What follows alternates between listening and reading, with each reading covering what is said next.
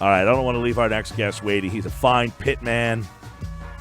Keith Pompey. That takes a lot for you to say, Mike. I know. I looked. Keith Pompey covers the Sixers, Philly.com. I wouldn't say that, Keith. The Penn News. State guy in me would not let me say you're a fine pit man, but that's fine. If Mike wants to say it, he can do that. I'm older and mature now there, Keith. You know what? You recognize greatness. The other one is still, in denial. That's right. That's right. We can play nice in the sandbox together, the Pitt and West Virginia guys. We both hate Penn State. Yeah, exactly. We both came from that. We both share that. Look at me being able to bridge you, too. That's wonderful. All right. Keith Pompey covers the 76ers, practice today. I know Brett Brown, we opened up the show by saying Simmons might have had his best game. The numbers were unbelievable. But I thought defensively he's not getting enough credit for what he did last night. You know what? It's funny because that's what, Brett Brown was basically talking about. When you think of it, Ben had a quiet 3 blocks and a quiet 2 steals, based off of, his 31 points and 9 assists. So it was one of those things where we all focused on that. But defensively, he did a phenomenal job on D'Angelo Russell as a primary defender. You look at it, Russell had 26 points on 25 shots. That's a lot of shots, man. Mm-hmm. So it's a Donovan Mitchell type of game. Huh? That's a Donovan Mitchell type of line. Yeah, a Donovan Mitchell. It was a Donovan Mitchell. Matter of fact, he had 26 points on 26 shots. Wow. So that's a lot, man. That's a lot. Donovan Mitchell, you're right. So it's funny, Keith. We wondered going into the series. We talked a lot, and even Brett Brown said it, right? He worried about the matchups that the Nets present to the Sixers, but also one thing that probably didn't, because we always talk about what we fear instead of what we're confident in. But I don't think the Nets, and it's been proven here, really have the type of defender that matches up well against Ben, especially when Ben decides to play alpha dog. No, they don't. And you know what? And it's also, it's one of those things when you look at Ben Simmons, Ben Simmons is the type of guy when he goes into a game, and let's just say he's going up against Russell Westbrook or let's say James Harden or someone like that. It's one of those things where I'm not saying that he's not being passive, but they're just such a good guy. Good players to whereas it takes him a while to get in his rhythm, so to speak. Mm-hmm. But then when he goes up against a younger guard, even though D'Angelo Russell is an all-star, it's one of those things where it's like, look, man, I should destroy you, and I'm going to destroy you. And that's the way it is. Ben Simmons, his first game, he didn't really play up to par, but the last 2 was one of those things where, listen, you know what, I'm going to be the best point guard in this league in about 5 years. Listen, I've been dominating you guys since high school. You can't do anything against me. And that's just how he played yesterday. Yeah, Keith, I know he was dominant and he was very aggressive. And we've talked a lot about, does he need to shoot? Does he need to add this? Does he need to do that? If he is that aggressive guy, I think for me anyway, getting to the foul line, and Brett has talked about this, he got to the line almost double-digit times when he was in college. If he could become the guy that gets to the line 5 or 6 more times in the NBA, is that enough for him to go to that next level without a shot? No, that's the thing. If you look at his statistics and you say, well, you know what, maybe he can, but nah. I think that in order for him with his maturation, in order for getting comfortable, I think that he's going to be like a Joel Embiid type of guy. Now, again, like you said, with his shot, if you're not back there shooting and you're also always looking to pass the ball a lot, when you get in transition, you're typically not going to get to the foul line. But something tells me that, Ben Simmons, we said this last year that we thought he was going to work on his game, and it turns out he didn't do it as much as we thought he would. But something tells me that, he realized now, that people sagging off of him, it gets him a little embarrassing, that the 2 things he has to work on more is shooting the ball and foul shooting. So I think that he will get there. You know what I mean? It's just that it's just not quite there yet. And once he does get there, that what makes it, so much more scary. That's what makes it scary, because, you look at Joel Embiid and you say, wow, Joel Embiid is dominant. Joel Embiid is like the franchise player. But it's hard for me to believe that if Ben Simmons, develops a jumper and, gets to the foul line, like you say, that he can't be the franchise player. He sure looked like one last night. He really stepped the game up. But overall, Keith, I want to get your opinion on, were there adjustments that stood out in the game, or did the Sixers players just play better? I think the Sixers players just played better. They made some adjustments, but when you really look at it, you say to yourself, the Sixers had, even though D'Angelo Russell is an all-star, you look at Ben Simmons, J.J. Redick, what's the guy's name? Tobias Harris and Jimmy Butler, right? You look at those guys, even without Embiid, and you throw D'Angelo Russell out there, and you look at them, and you'll probably say the Sixers have 4 of the top 5 players Yep. on the floor. And they played like it. Tobias is 6'9". He's in perimeter. Ben was out there running. And it just looked like that these guys lived up to all the hype that they deserve. And my thing is, Jimmy Butler didn't score a lot of points, but at the same time, he had an imprint on the game, just because he was getting his teammates involved and he was doing all the little things. So we could talk about adjustments, but I think it's just a matter that the Sixers just have better players, than the Brooklyn Nets right about now. On the other side of that, Keith, I think some of the things that confuse me from a Nets standpoint and Kenny Atkinson, I think Kenny's done a really good job this year, but two things stood out to me. Three. One, I thought he went to hack at Ben a little bit early, especially with Ben actually hitting his free throws. And two, Karis LeVert has been such a difficult matchup for the Sixers. For him to only play 28 minutes, and then it seems like he was going to try to ride it out with Harris, even though Harris couldn't hit the broadside of a barn, and at the expense of LeVert, who had a really good game. I didn't understand that, and I also didn't understand why the Nets felt like they should have gotten more calls. I know they were home, but they are the lower seed, and the Sixers have the more proven talent. It seemed to me they were crying about a lot of ticky-tack calls. Yeah, they were, but some of them I did say to myself, like, wow, they're not getting any calls. But that's just because they're the Nets. Yeah, well, I get it, but here's the thing, like the thing, Karis LeVert, you look at him and you are like amazed, like, wow, you guys didn't really. He scored 19 points in the second quarter, and he only had 4 shot attempts in the second half. And you're saying to yourself, like, wow, this can't happen. But then I guess the whole thing with Joe Harris is, Joe Harris was the, he was the league's top 3-point shooter.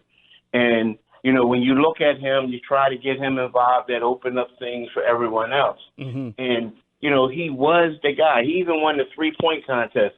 So it's like you want to stick with him for 2 reasons. Because, like I said, it'll open things up. Secondly, you don't want him to lose his confidence by saying, "Hey, I'm sorry, we're going in a different direction." Now my thing is, we're sitting here and we're talking about D'Angelo Russell. Just the way he shoots the ball, all the shots he's been getting, to me is just crazy. It just seems like he would be better suited distributing a rock. Getting rid of it, letting other guys get the ball and stop being so ball dominant, and then just throwing up and shooting up crazy stuff and hoping that it falls. Yeah, it feels like he's trying to be the hero here and save his team, and he's having an adverse effect. Yeah, it's like he's trying to be like, okay, I'm Kobe Bryant on his team. I'm going to take over, and it's like, nah, dude, you're shooting your team out the game, right. Well, let me get your thoughts then on what's going on with Joel. He didn't play last night. I know nobody really has an answer here. It just seems like, all right, is he going to play in Game 4? I don't know. We'll find out 15 minutes before the game. But I don't even know if it works better out. Just rest him. Like it seems like if he plays, it doesn't matter. If he sits, it doesn't matter. Is this going to be the way that you think it is the rest of the playoffs? I think this is the way it's going to be, at least into probably the rest of this series. I think all the Sixers realize that, hey, we're going to need him. We can't beat Toronto without him. Mm-hmm. But the only thing is, it keeps prolonging the obvious is that, how are they going to bond? How are they going to gel? When he doesn't play. What about the weight gain that he typically has when he doesn't play? So, it's one of those, and then, it's just, I think like for this series, especially with them being up 2-1, they're going to give it a try because he wants to play, or he wants to at least, attempt to see if he can play. But, I could see them just saying, hey, you know what? If we're going to like benefit, if we can win without you for right now, maybe we can. Hopefully we can like knock this series out, and then we can have a couple practices with you. Bring it back. Now again, this is just my opinion. Mm-hmm. So I think that's where they are, but we can't fool ourselves and think that his not playing is a good thing. You know what I mean? Because you need him out there. Because look at it. Tobias Harris had another great game when Joel didn't play. And it's time for us to see Tobias Harris have a great game when Joel does play. Yeah, I mean, yeah. I was going to say, it's not like you can expect, right, Keith, Tobias to go 6 for 6 and Redick to go 5 for 9 every game so that it mitigates the loss of Joel Embiid. I agree that I think we all do that Embiid's got to be out there when he can. I think what's really starting to become clearer to me is that the whole load management and the rest issue, and just from my own experience reporting on dealing with it, rest seems like a reaction, a treatment to when somebody has tendonitis and when they have that pain in their knees. But I don't know that rest is also preventative, meaning Joel could sit out for 3 straight weeks and then play a game the next day, and A, his conditioning will be off, but B, it doesn't mean he won't have pain the day after that, even though he rested for 3 weeks. So this is like, I don't know how they manage it. Yeah, it's up to, they say a lot of times it's up to the players, pain threshold, like what they can deal with. Mm-hmm. And a lot of times that's why they say, hey, it's up to the player. You know what I mean? Now, they may try to take it out of his hands, mm-hmm. but if it is just tendonitis, it's up to the player's pain, threshold, what they can deal with. So he has a huge say in that. Has he had an MRI on that knee, or are they just assuming that did he have this issue? He had some stuff on there. He had an MRI. Okay. Because I don't remember early in the season this knee being. It seemed like it was like right after the All-Star break, and everybody talked about him playing. That this knee all of a sudden became like this big story. Yeah, he had an MRI after the All-Star break because you remember he came back. He came back after the All-Star break, and that's when we found out he wasn't going to play. And then he took a couple days off, but before that, he had an MRI, and then he had like second tests and all that. Like he had at least 2 tests, on his knee. Okay. So and that's when it was deemed, ruled that everything is fine. It's just that he has tendonitis. Now, again, who knows? Some people are saying it occurred because of the All-Star game. Some people are saying something else. But, we do know that he did have surgery, and I don't know if it's linked to this or not, but he also had surgery on that knee a couple seasons ago. Mm-hmm. So, we know that he has problems with this. So you don't know if this is lingering. You don't know what the problem is. But there's a history that we do know, with this knee. So, and I guess that's a little bit of a, cause for concern. I always say this, and you say this, Mike. You don't say it, but you see it. You go there, and then you look at Embiid, and you see him heavier than what he was before, yeah. Months ago. And when first of all, you're a big man, and the running up and down is hard on 7-footers' knees. And then you take the fact that, here's a guy who's overweight. He's a big man. He is a big man. A big man. Do you think you're running and jumping? It's hard. Do you think he needs to take his conditioning, his diet, his nutrition, everything a little bit more seriously? I mean, I think he does. Yeah. If he wants to be in the league for a long time, if he wants to alleviate this pain, I think he does. Yeah, I think he does. Well, it's something. I was listening to Kendrick Perkins on the radio the other day, and he was saying the same thing. Look, he came out of high school, and those guys are young, and they think they can eat anything they want or whatever. And he said, "There's one thing I wish I did." And I played 14 years in the league. I wish I took better care of my body. And we'll see if that's something that happens with Joel. Because, as you said, Keith, you could see from when he came to training camp, he looked like he was pretty cut up. And as the season went on, you could tell. But I want to ask you about moving forward. If Joel doesn't play, is Monroe still the guy? Or was that just like, hey, let's see here? He looked like he was trending on Twitter last night because of all the negatives. He ended up with 9 points and 13 rebounds, so he wasn't awful, but he certainly had his moments of poor play. I mean, if you think about it, he had his moments of poor play. He shot 4 for 13, but if he would have made, if he'd have made 4 of those shots that he missed, everyone would have been like, wow, what a great day. Right. Mm-hmm. I mean, he was at a double-double last night in 25 minutes. Yeah, exactly. But here's the thing. He is the guy for this series. And what I mean by that is, like, if the Sixers play the way they played last night, and we were chuckling at this. If he played the way, if the Sixers played the way they played last night, you would say, okay, they don't need Joel Embiid. Look at the other guys they had, right?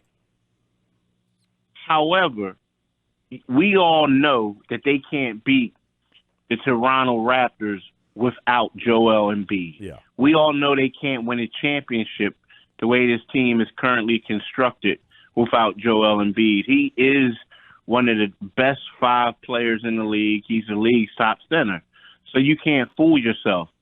But going up against a team like Brooklyn, when, your top center is Jared Allen, it's one of those things where, yes, you can get by with Boban as your backup, and you can get by with Greg Monroe. But when you go to Toronto and you have to face Marc Gasol, right, and you have to face some other guys, it's not happening. And Keith, as good as they are, they can't do it. Last year they won 16 games in a row. They won the first game against Miami, and then they lost game 2, and it was, oh, my God, they need Embiid. They got exposed. They don't have Embiid. And it just takes one game in these playoffs to change everybody's opinion, just goes haywire based on what we saw it after game 1, right? Yeah, it's true. It's true. You're right. And that's what happened. If they would have lost that game, then everyone would have been like, oh, my gosh. Yeah, you're right. You're right. All right, Keith Pompey, Philly.com, The Inquirer. They did a great job of covering Game 3 last night. Game 4 tomorrow. We'll have it live on 97.3 ESPN. And then Tuesday night, 8 o'clock, I will see you in Philly Tuesday. All right, my friend. Take care. All right, brother, but I'm not even going to rip your school because you got the Penn Stater in the house. That's right. They're the third on this run. Bow down, both of you. I'll see you Tuesday, man. All right, brother. Peace. Keith Pompey, Philly.com.